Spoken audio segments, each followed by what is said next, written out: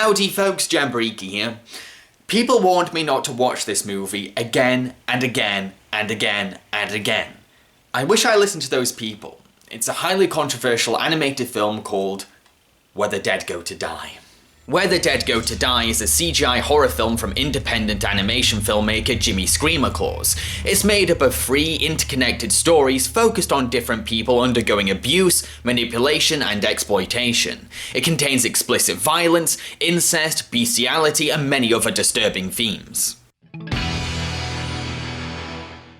This is a very difficult film to sit through. It's basically 90 minutes of people suffering as they're abused by supernatural forces or disturbed people. There's rarely ever a sense of relief. The film relentlessly throws cruel, grotesque, repulsive things at the audience. At first, I thought I could handle this movie, but as it goes along, it just gets worse and worse and worse. It's incredibly agonizing to just sit there and watch people being tortured and tormented, not just physically, but also verbally. The further I went on, the more I wanted the film to end. When the film isn't being disturbing, it's being incredibly boring instead. I mean, the film displays a lot of the same imagery again and again and again. It becomes redundant, and you end up feeling desensitized to it, thus losing the shock value of what we're seeing.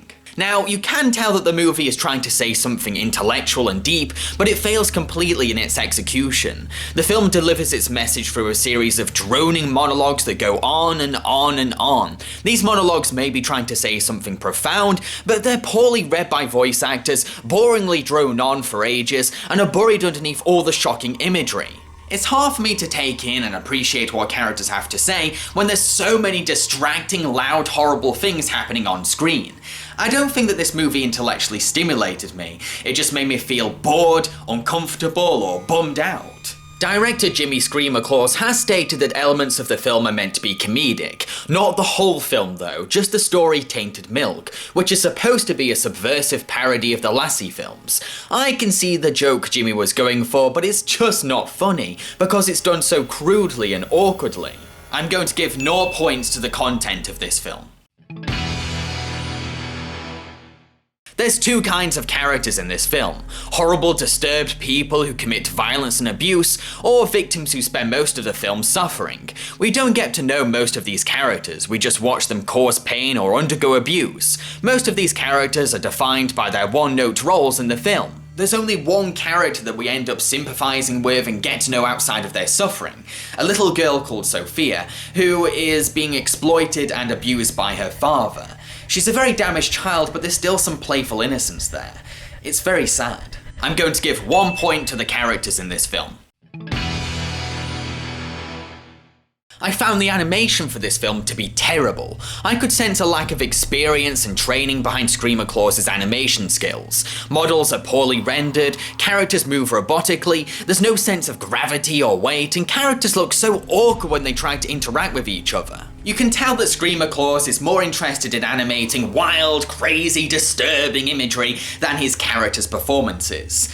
This holds back the film's intended purpose and weakens the drama. I'm going to give 0 points to the animation in this film. The voice actors for this film are clearly very amateur. They're cringy and awkward to listen to. They're either wooden and stilted, annoying and obnoxious, or pretentiously whisper their lines. Their deliveries make it very difficult to listen to the draining, overlong monologues in the film. It's hard to appreciate these voiceover performances because they either sound annoying, silly, or boring. So, what was he doing this time? Torturing small animals again? He hasn't learned his lesson about harming God's helpless creatures. This is my garden. This is where I spend most of my time. You have to get over Scruffles, honey. It wasn't your fault. He's crying out. Why doesn't he love me enough to come and get me? I'm going to give 0 points to the voice acting in this film. The music score for this film is pretty unnoticeable. It's mainly made up of generic, dark ambience. Sure, it fits the tone of the film and supports the disturbing imagery, but it's nothing remarkable and kind of vanilla for what it is. The only time the music is noticeable is when it gets louder, but then it just becomes obnoxious noise rather than scary music. I'm going to give 0 points to the music in this film. To conclude, I think that Where the Dead Go to Die is a very crude and poorly made movie with low production values. It's basically 90 minutes of characters suffering and boring monologues. There's some interesting creativity behind it, but it's all executed in an incompetent, immature, and tasteless way. Despite this, I still admire Jimmy Screamer Claus for actually making a feature-length animated movie all by himself. That's an achievement in its own right. With some more experience, a sense of restraint, and a better understanding of filmmaking, Screamer Claus could end up making a very good film one day. He has interesting ideas, he just needs to execute them better. And while the movie isn't my cup of tea, I can imagine an audience for it. Gorehounds and people with dark taste in movies are bound to love it. I just didn't like it myself. Where the Dead Go to Die has gained a total of 1 point, which translates to a quarter of a rotting strawberry out of 5. However, if you enjoyed such films as Live Freaky, Die Freaky, or Dominator, then I think you might like this film. If you've seen Where the Dead Go to Die, what did you think of it? Did you survive through it? Let me know in the comment section below. That was a tough one to do. It was hard to watch and difficult to talk about. So in the next episode of Jambareeqi Reviews, I'd like to review a much lighter film, Anastasia. Cheerio, folks.